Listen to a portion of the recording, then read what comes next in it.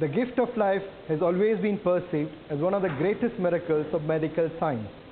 Transplant surgeons work towards giving patients this new lease of life. India has one of the lowest organ donation rates among developed and developing nations. Every year, 5 million people die due to unavailability of organs. In this episode, Let's Talk Health, hear the specialists from Apollo Institute of Transplant discuss the latest innovation.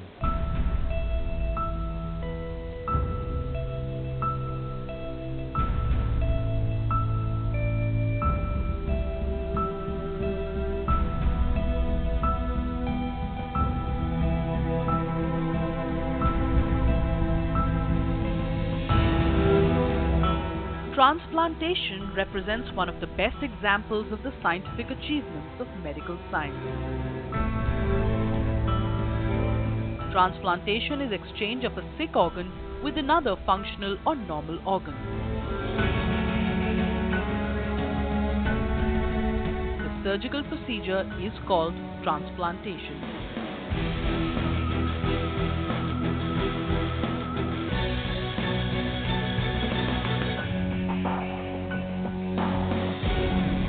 Transplantation is a big word. For the first time that a patient hears it, they are desperately hoping that you will come up with some concessions.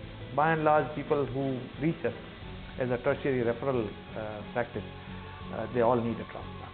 I mean, you undergo a transplant successfully, you live a long life, healthy and happy. But if you don't undergo successfully, that may be your last day. It is like jumping off an aircraft at 30,000 feet, with a parachute. If your parachute opens, it's going to be a beautiful landing. You feel like a bird. You fly the skies. It's almost a heavenly experience. But what if the parachute doesn't open?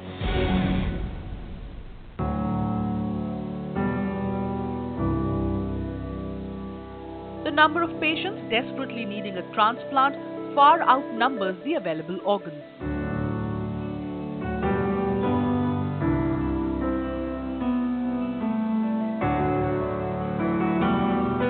Living donor or a cadaver donor, organ donation is the greatest gift that one can give to someone.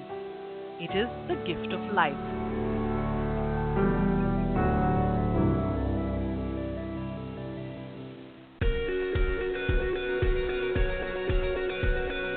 Leela, a mother of 3 and a successful businesswoman, was a carefree, vivacious person.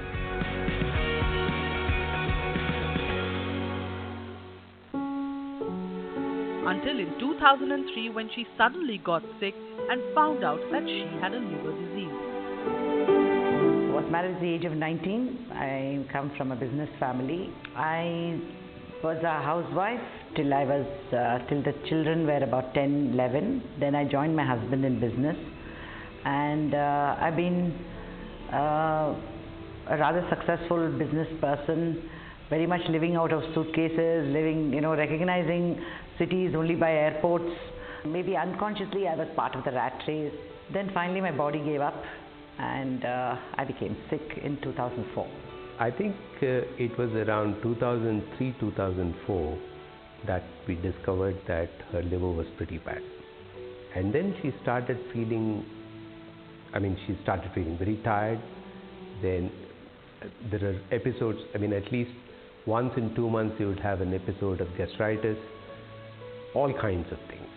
Even doctors here were not really aware of transplant as an option. In Leela's case, what happened was she had been on medicines and in various hospitals trying to get medical treatment for her liver disease, and her disease was progressing rapidly. Her liver cirrhosis was progressing and her kidneys had actually shut down, and by the time she came forward for a transplant, she was on dialysis. So she had not only liver but also renal shutdown. But with testing we ascertained that her kidney injury was probably acute and secondary to the liver failure, and that what it What was important was that she needed a liver transplant early. The very first thing is when somebody tells you you're ill, your first thing is, this can't happen to me. I can't be going down. I met the doctors in 2009 in Chennai, and I was told by the gastroenterologist Dr. Sarojini, who saw me first, and then she sent me to Dr. Anand Kakkar, the surgeon, and both of them said, you need a transplant ASAP. She came quite sick. She wasn't sure if liver transplant was for her. But after talking to us and after being counseled by her family members, she agreed to give this a shot. She wanted to take a shot at life. Leela was put on a waiting list for a liver transplantation. This actually gave us a ray of hope. But because till then, there was no hope. Okay, the liver becomes fatty, then it becomes bad, then it becomes cirrhotic. That's the prognosis. But now this gave us a ray of hope, and that is a major difference. After she was listed, while she was waiting for an organ to become available, she deteriorated. Water had accumulated in her belly and in her legs, and she was on dialysis. She was almost comatose at the time of transplant. And I distinctly remember that a brain death patient was identified in a hospital in Coimbatore, and our team flew to Coimbatore. One team was retrieving those organs in Coimbatore, and we started to sort of move her to the operation theatre. She was not in a position to communicate. She was so sick that we were not sure if we will be able to pull her out of the theatre. But like I said, she had a zest for life. She was fighting even while she was under anesthesia, and it was all the efforts of not just the medical teams but herself as well that helped us through.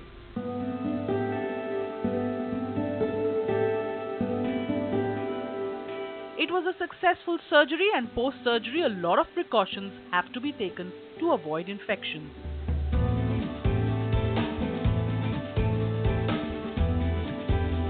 The surgery has been successful.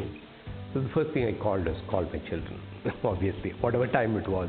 Called all of them and spoke to them, and they were really, really happy about it. You have to be really careful post-transplant, which I give all the credit, the 100% credit to my husband for taking such good care of me. He was very clear that visitors were not allowed into the room. And my life was basically only in my room. That's why my husband wrote very clearly there, if this is a restricted area, you have to enter, you have to wipe your hands with hand sanitizer, wear a mask, and if you had to give me anything, you had to wear gloves. During one of her routine checkups, Leela stumbled upon a new passion in life. A passion so different than anything else that she was doing all her life.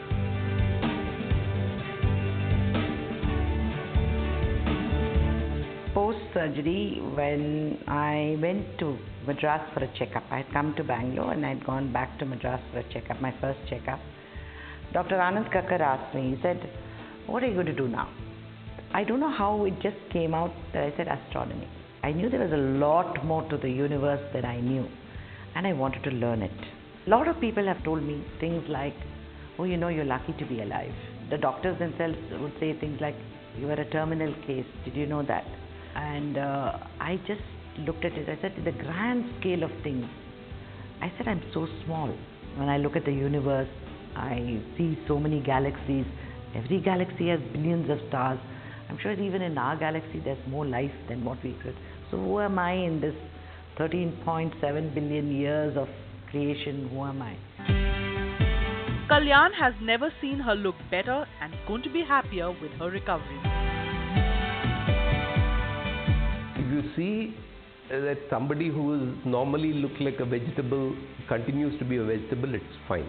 But somebody who is bubbly and enthusiastic and has such a strong hold on life, if you see her in that kind of a situation, and then she comes back to that bubbly self, that was a major, major change. Seriously, I started believing one thing is paid future. Whatever I'm going to do somebody has donated an organ to me. The only way I can repay that back is by living a full life. It has been a matter of huge joy and satisfaction to us that we have been able to allow somebody so positive to continue life and celebrate life. With her we discovered this line called celebrating a second chance to live. It's not a new lease of life. It is life. It's a completely different method of living. And I think that is the most wondrous gift.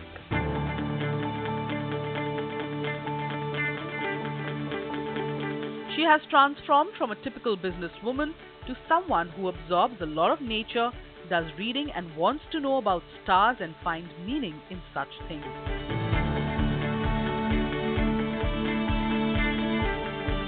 My new lease of life, it makes such a difference to me. I cannot ever meet or thank the donors in my lifetime, but somewhere they know that their relative lives on somewhere in somebody, and I really respect that feeling, and I feel like 24 hours is not enough. And that is the main insight that I've got post-transplant. Time is precious. Dinesh has lived all his life with heart muscle disease. When his health took a dramatic turn for the worse, he learned he needed a heart transplant. His story coming up on the other side of the break.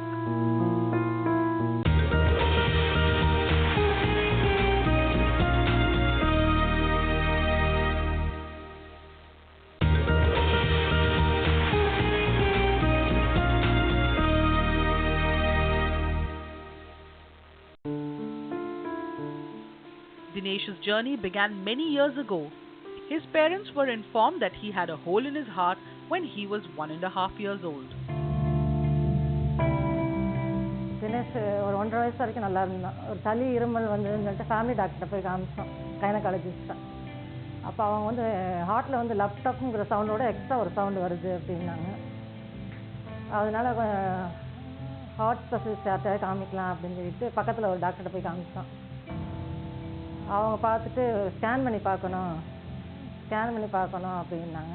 அப்போல்லாம் scan அவ்வளோ இங்கே இல்லை, பூந்தமல்லியில் போய் பார்க்கணும் அப்படின்னாங்க. நான் கொஞ்சம் அழுதுட்டு திரும்ப கேட்டேன், என்ன சொல்லுங்கள் அப்படின்ட்டு. அவர் ஃபஸ்ட்டு சொல்லலை, திரும்ப நான் ரொம்ப கம்பல் பண்ணோன்னு இந்த மாதிரி ஹார்ட்டில் ஹோல் இருந்தாலும் இருக்கலாம், அதனால் நீங்கள் நாளைக்கு வாங்க ஸ்கேன் பண்ணி பார்ப்போம் அப்படின்னாங்க. நான் அழுதுட்டு வீட்டுக்கு வந்துட்டு என்னோடய பிரதர் ஃபோன் பண்ணி இந்த மாதிரி சொல்கிறாங்க, ஹார்ட்டில் ஹோல்னு சொல்கிறாங்க அப்படின்னு. His tests showed cardiomyopathy or heart muscle disease, which causes the heart muscle to become large, thick or stiff and less able to pump blood to meet the body's needs. Dinesh came to me, I think, when he was just in higher secondary school. He was very, very sick. He had already had the disease for about more than 5 to 6 years. I mean, he had not had it diagnosed for 2 years prior to that. So about almost 7 years he's been suffering. He has a particular kind of a heart muscle weakness, it's called cardiomyopathy, but he's got something called a restrictive cardiomyopathy.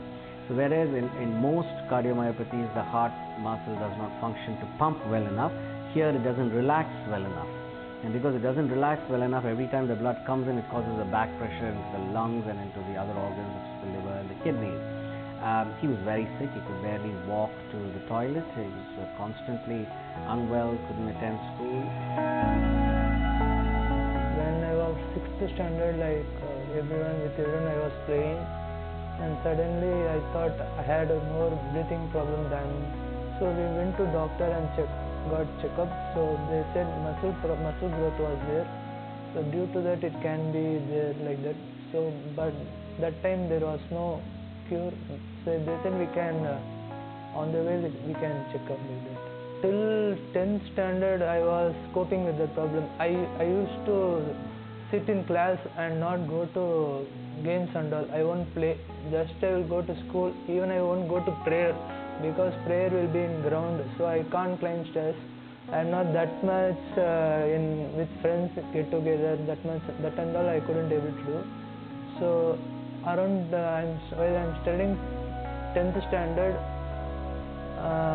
I suddenly fainted.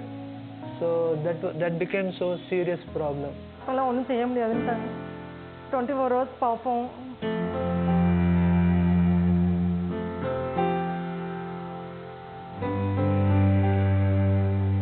அப்புறம் husband வந்து சொன்னாங்க இந்த மாதிரி base maker வைக்கணும், வச்சா வந்து life இதாக இருக்கும் அப்படின்னு சொன்னாங்க. வச்சாங்க. 1 month ஹாஸ்பிட்டலில் இருந்தோம்.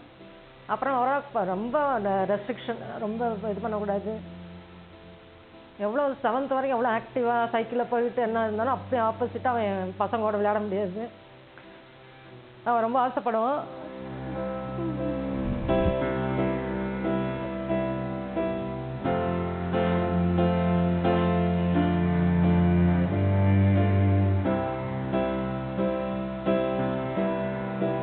I itself know that I can't enjoy life like others.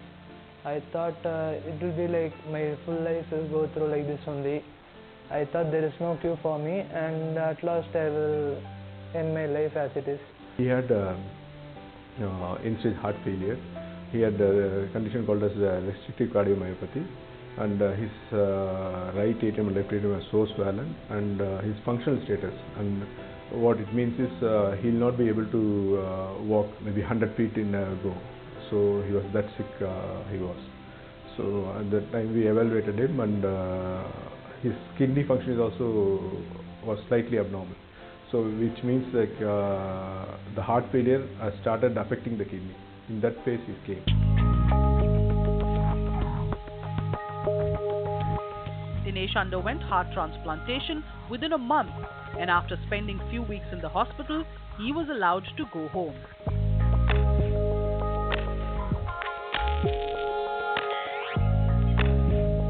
He did the heart transplantation. In the post-op, he had a few issues with the kidney, and we dialyzed him for a day or two. Then everything became normal. His kidney started working, and he was fine. The thing is, in India especially, is chance of infection. The more number of days they stay in the ICU, the chance of infection is more. If you would have been referred to us somewhere earlier, then you would have done the transplantation. You would have walked home in around 6 days time. That's what we are doing now for a straightforward transplantation now. Because he was referred to us with the kidney failure, he was forced to stay on a dialysis in the ICU. So that extended his ICU stay for 2 or 3 days more, and we are highly worried about his infection. Luckily, he didn't have any infection. Then he was forced to stay in the hospital for 2 weeks or so. So identification of the patient at the right time is very important. After that only, now I am eating well, enjoying well. So like others, I am feeling normal. On a personal level, most of these patients are so sick, and I often wonder whether I would be as brave as them if I was as sick as them. And I've seen these kind of sick patients for more than 20 years. And each time I feel quite inspired, because these are actually quite young people who should be doing other things in life, not being worried about death, but that is what they are. They get up every day, facing death in the face. He attributes his recovery to his doctors, nurses, family and friends, especially his parents. I'm the only child for them. They didn't think that see my only child as a problem. They never thought like that. Without them, I wouldn't have survived those period. They didn't say even, see, you are like this. Whatever you do, you do. Those period also they said, no problem, you go through. No one will say anything. They supported a lot. My dad, that's what, even if you don't play outside, I will buy you a video game, whatever indoor game you want, I will you say.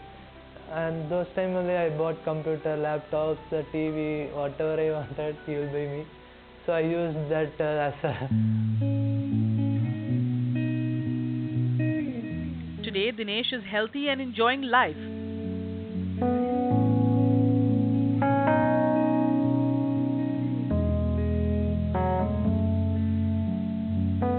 His renewed lease on life, he enjoys going to his CA classes and hopes to clear his exam in the first attempt.